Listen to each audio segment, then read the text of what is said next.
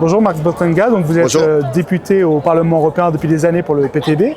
Et nous, ce qui nous a intéressé d'un point de vue français, c'est quand on voit vos interventions, c'est que vous êtes loin en fait de la vision qu'on a des fois un peu caricaturale de l'Union européenne, avec la vision très technocratique. Comment vous concevez votre rôle de député? En fait, moi, quand je prends la parole en séance plénière, donc c'est devant les autres députés, donc où il y a tous les députés en théorie réunis, quand ils sont là, c'est pour parler aux gens. Moi, je ne parle pas, et je porte d'une part la parole des gens, des travailleurs, face à Madame van der Leyen, face à d'autres commissaires européens, parce que je trouve que chacun avec sa petite note, ça marche pas. En fait, il faut écouter les gens, donc il faut voir, les gens sont en colère, parce qu'ils n'arrivent pas à la fin du mois, il y a plein de difficultés, ils sentent la crise, etc. Eh ben, moi, mon mandat de député, c'est pour mettre ça à la table, c'est pour porter ces mobilisations, cette force-là, face aux institutions européennes. Et d'autre part, évidemment, aussi montrer aux gens ce qui se passe vraiment. Madame la Présidente de la Commission européenne, vous avez peur. Vous avez peur. Vous sentez le poids des manifestations dans la rue, la colère populaire. Parce qu'après des années de politique antisociale, après des années de soutien au génocide en Palestine, après des années de soumission aux États-Unis, tout d'un coup, un discours, fleuve d'ailleurs, 1h30 pour sauver votre peau,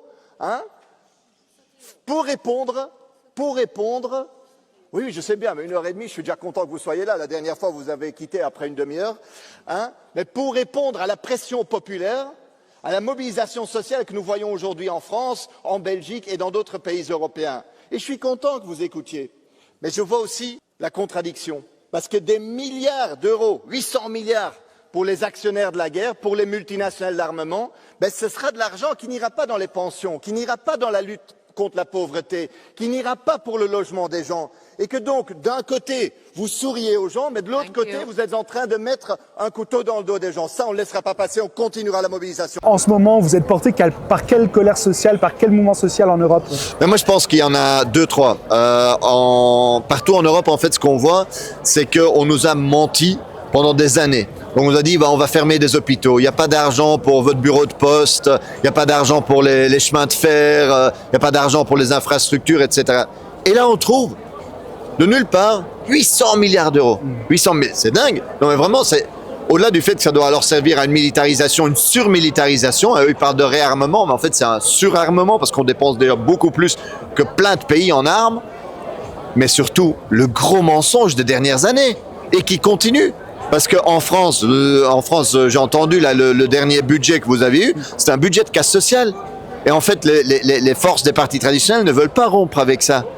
Et en Belgique, c'est pareil. Dans d'autres pays européens, c'est pareil.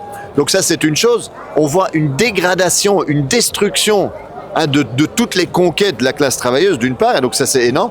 Et deuxièmement, il y a un énorme, quand même, quelque chose de incroyable qui est en train de se passer, c'est que l'Union européenne est en train, et les pays européens sponsorisent aujourd'hui un génocide, un nettoyage ethnique. Donc on est en train de tuer, de chasser un peuple palestinien de ces terres avec l'argent et des armes européennes. Et donc toute la rhétorique là sur ouais mais l'Europe c'est les droits humains, droit international, on voit que c'est du pipeau. Et justement, dans l'espace du Parlement, qui est aussi un espace souvent assez feutré, où on a peu d'écho des discussions, comment vous faites entendre cette question, par exemple, du génocide?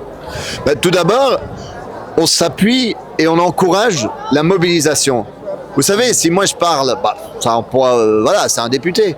Mais quand ils sentent qu'il y a des centaines de milliers de personnes qui se mobilisent dans la rue, ça fait peur. Je l'ai dit cette semaine à Madame van der Leyen qu'elle avait peur parce que tout d'un coup, donc elle a toujours défendu yeux fermés Israël inconditionnellement. C'est dingue. Aujourd'hui, cette semaine, soudainement, elle a dit ouais, il faut peut-être faire quelque chose. Comment? Elle a changé d'avis, elle s'est réveillée, elle a eu une illumination? Non, elle a vu les 120 000 dans la rue à Bruxelles, elle a vu la mobilisation en Espagne, la mobilisation dans d'autres pays européens. Et donc, elle sent la pression. Et pour évacuer un peu la colère populaire, voilà. Et moi, du coup, je porte cette parole de la colère populaire au Parlement dans un langage direct, clair, sans langue de bois. Donc, on parle directement. Et en plus, on encourage évidemment la mobilisation ensuite. Je veux dire, parce qu'on dévoile aussi ce qui se passe. Quand le Fonds européen de la défense finance une entreprise israélienne, on va le dévoiler.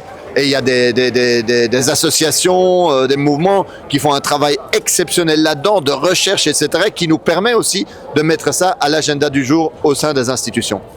Alors là, je vous posais une question d'un point de vue de Calaisien. Le nord de la France subit une désindustrialisation depuis des années très violente et on voit qu'il y a une autre colère populaire qui naît, mais qui profite vraiment à l'extrême droite. Et comment aussi, en Europe, on peut lutter contre l'extrême droite, parce qu'on a l'impression que ces discours d'extrême droite, ils sont aussi aujourd'hui portés par des politiques européens. Mais ce qui est clair, c'est que l'extrême droite profite en partie de la désindustrialisation. Et elle en profite pourquoi? Parce que des forces traditionnelles n'ont pas de réponse. Donc on en fait menti aux gens et ont abandonné les classes travailleuses. Et alors l'extrême droite vient dire nous défendons les petites gens. Tandis qu'en réalité, c'est pas le cas. Ils essayent de diviser les travailleurs entre eux. Ils essayent de dire, ils vont jamais dire que le problème c'est les surprofits ou les actionnaires. Non, ils vont toujours dire le problème c'est l'immigré, c'est ton collègue, c'est la personne qui a encore plus de difficultés que toi, pour diviser la classe travailleuse et ainsi, en nous divisant, garantir en fait plus de profit encore. Vous voyez, quelqu'un comme Elon Musk qui porte des forces d'extrême droite. Pensez que c'est les droits des travailleurs et des petites gens qui défendent. Non, non, c'est ses propres profits, ses propres intérêts. Hein?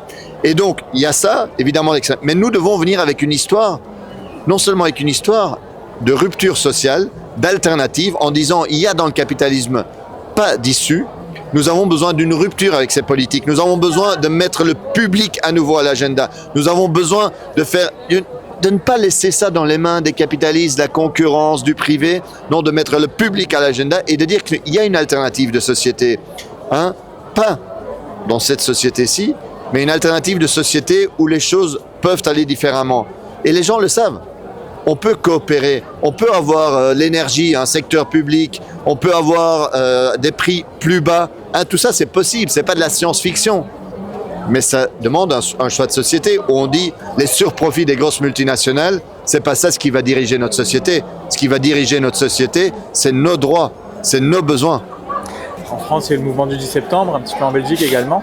Est-ce que vous sentez une forme d'accélération justement à la fois de désir de rupture de la part des populations, mais aussi une fragilité croissante de la part des institutions, à la fois nationales mais européennes il y a une colère qui est injustifiée, compréhensible et qu'on doit prendre au sérieux.